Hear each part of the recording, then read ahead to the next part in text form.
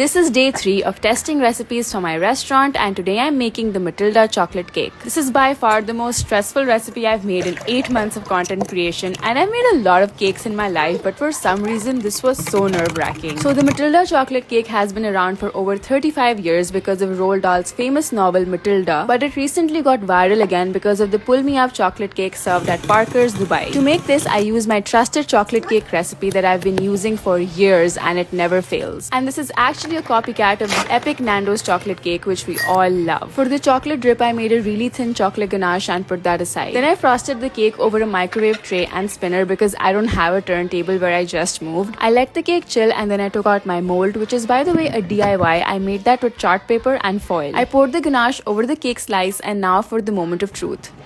Not bad. I think it needs more chocolate sauce, but I'm not sure. It already has a lot of chocolate. In my honest opinion, it tasted bomb, but I couldn't eat much because that's just too much chocolate. So would you eat this? Let me know in the comments.